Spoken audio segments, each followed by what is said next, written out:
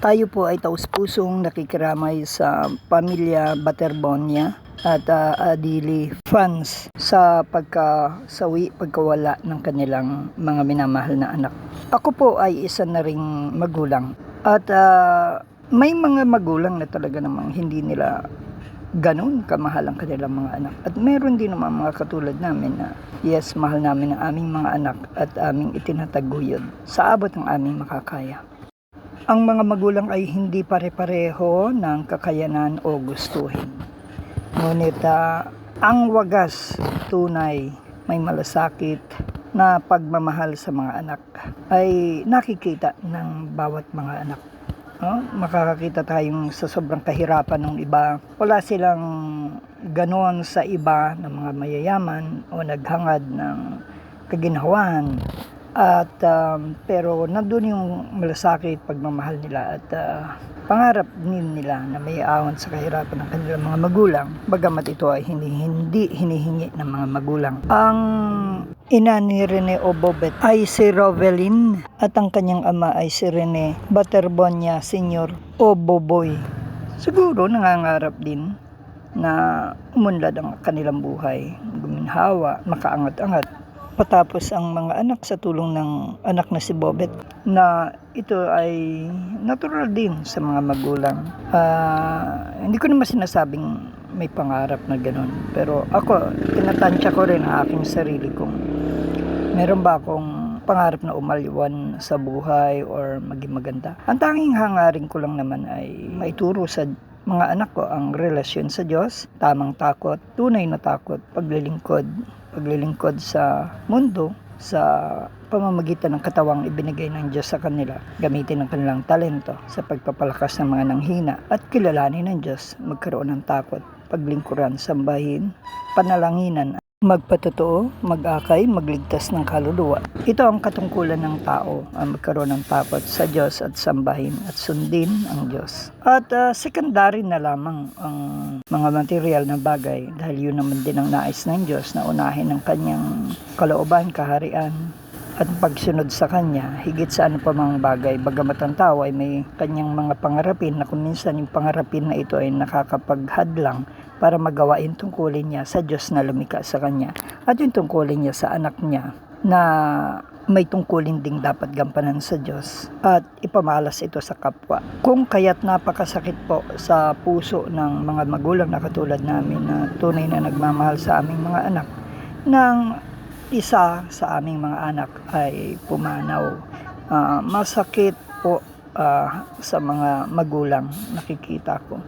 At yung pumanaw, mauna, maglibing ka ng sarili mong anak sa halip na ikaw ang nilibing nila.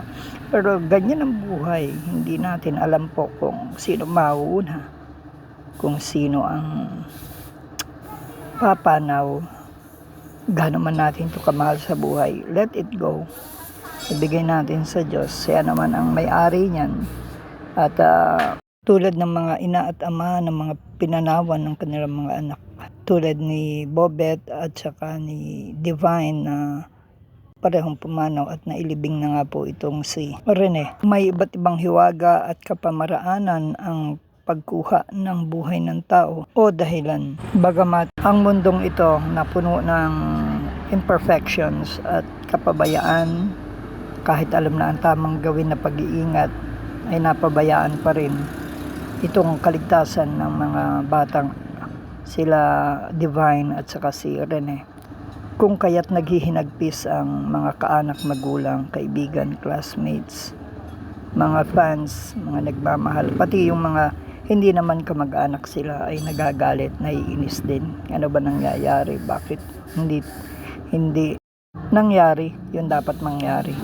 Walang magulang na magiging normal sa pagkawala ng anak. Bagamat it will take time na mag-heal, darating ang panahon kusang matatanggap, lalo na alam natin ang purpose ng buhay natin sa mundong ito. At may nagawa naman sila, dalawa, na maging inspirasyon at magbukas aral ito sa ating lahat. At ibalik natin sa Diyos ang tingin, ang paglilingkod, to supply yung pangangailangan natin at i-comfort tayo. Basta't suko tayo sa Diyos. God has always ways Siya ang nagbigay ng mga ating anak ng mga material sa buhay natin. So, anyway, sooner or later, tayo rin ang mga susunod na papanaw. Tanggapin natin ito, ano man ito. Pero maganda itong mga maiiwanan natin ay malalim ang takot sa Diyos, ang paniniwala sa Diyos, malalim ang kanilang relasyon sa Diyos, at alam nila ang tungkulin nila dito sa mundo, pansamantala. Ngunit pag tunay na babalik na sila sa tahanan, dalawa lang yan, langit o impyerno. Kung kaya't dapat piliin natin yung landas ng katuwiran, kabanalan, paglayo sa kasalanan, at pagkilala kay Jesucristo ang tagapagligtas, at pagsunod sa Diyos, sa kalooban niya, lahat. Magkakaroon tayo ng kapayapaan, kapanatagan, katagumpayan, kagalakan, dahil kasama natin ang Diyos at nagagawa natin yung tungkuling pinagagawa ng Diyos.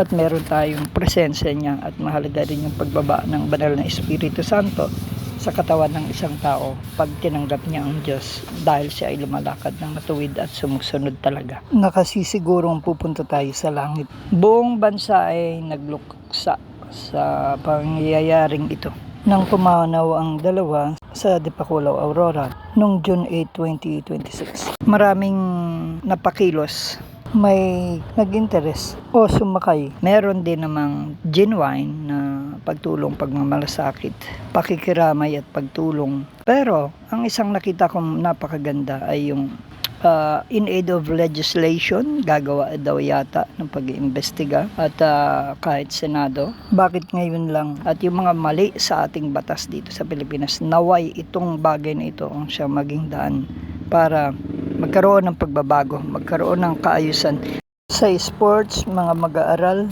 kahirapan, kawalan ng trabaho, korupsyon, at yung patuloy na mga pagkalunod-lunod na ay malagyan ng safety ng mga measures. Hindi lamang turismo ang ating intindihin. How we are going to protect yung mga visitors sa ating bayan, sa ating probinsya. Alam nyo sa, halimbawa dito sa amin lalawigan, sa Aurora, maraming dumarating. Paano maipapaalam sa magulang nila na nandito kaya sila? Alam kaya?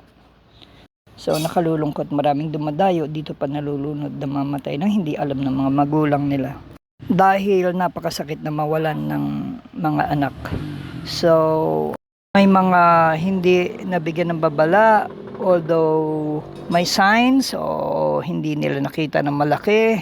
Kailangan pa ba maglagay sa mga entry point ng lalawigan o sa lahat ng beaches, sa lahat ng mga panganib na pwede nilang kaharapin. Ang kinauukulan ang mga resort owner, kaya pwedeng magbukas isipan sa atin, matuto tayo. Ang mga LGU matuto, ang probinsya matuto, ang buong bansa. Okay, ang mga local government units and ang mga tourism offices. Di basta-basta ang nawawala, kundi buhay, bata, matanda, kabataan, nang dahil sa kapabayaan. Ganon din sa mga dapat na mag-ingat na may mga dala sa mga tao, sa mga dagat o saan mang lugar. Ito'y paalaala sa atin. School man ito, magulang ka man, activity man ng scouting ito, ng simbahang ito, meron tayong responsibilidad, tayong mga nangunguna na ingatan sila sa lahat ng paraan, dahil ibabalik natin sila sa kanilang mga magulang na ligtas at hindi tayo tatakas sa responsibilidad. Ang mga magulang ay dapat ding magbantay ng kanilang mga anak upang sila ay maingatan, kaibiganin, at upang maging katanggap-tanggap ang mga pagpapayo, ipakita sa buhay ng mga magulang yung tamang pagmamagulang upang sila igalang at sundin. Congratulations sa pagkakaroon ng mabubuting magulang ni Rene sa pagpapalaki sa mabuti, mabait na sinasabi ng tao. Kung gaano kabait itong si Rene Baterbonia, na kaibigan, estudyante, mabait na anak, matulungin sa katim, at sinasabi ng magulang ni Divine Adile sa kanilang anak. Mga may silbing anak at kabataan, nagkaroon kayo ng mga anak na mabubuti sa mundo at hindi kasama sa linyada ng mga magnanakaw, ng mga masasamang mga anak, ng mga hindi na iakay ng mga anak, naging problema ng lipunan sila, naging problema ng bayan ng mga anak, naging problema rin ng Diyos sa kasalanan.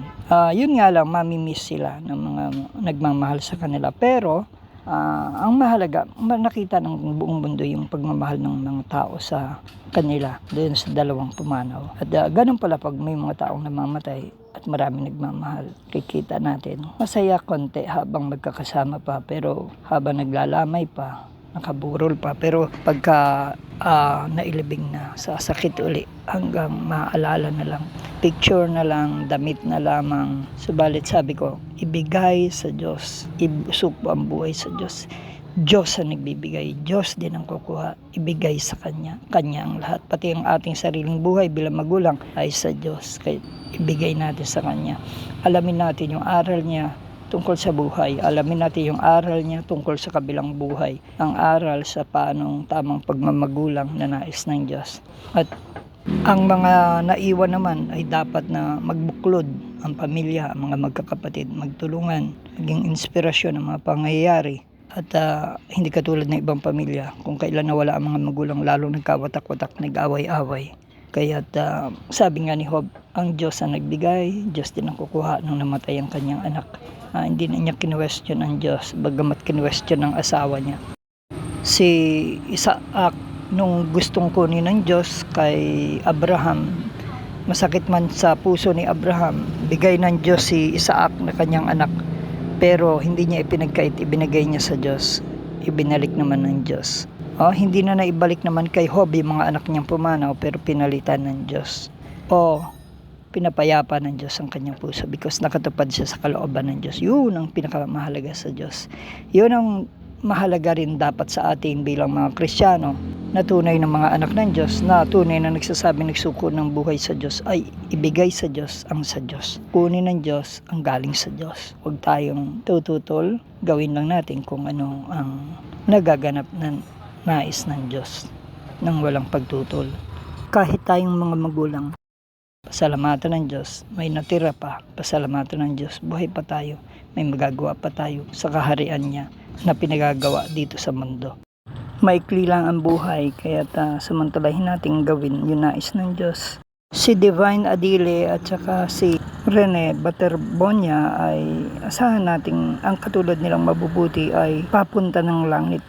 Di man sila nagsiunlad dito sa mundo, subalit ang kaluluwa ay malinis at minamahal ng tao, pinaparada ng anghel yan sa langit. At gumraduate man sila sa mundong ito, sa langit ang forever na kaligayahan nila. Una-una lamang sa langit tayo, nasa mundo pa tayo na maraming problema. Sila nakapinis na, mamimiss nga lang natin sila, pero nakabantay o nakatingin sila sa atin na magpatuloy tayo sa tama, sa nais ng Diyos. Tayong iniwan ng mabubuti nating anak ay pagpapalain ng Diyos dahil sa mababait nating anak. Condolence sa Adile at Baterbonia family. Congratulations for having yung mga anak na ganito sa inyong pamilya, na inspirasyon ng lahat ng nakararami ng kapwa nila kabataan, ng mga tao. At kayo, congratulations din sa inyong mga anak na pagkakaroon ng mga magulang na mabubuti, matutuwid, mapagsuporta, pan sila ng kanilang mga anak at mapag-asikaso. Ituloy lamang ang buhay, and God bless. Para sa NSK News ng NSK TV channel, Narciso Ko reporting.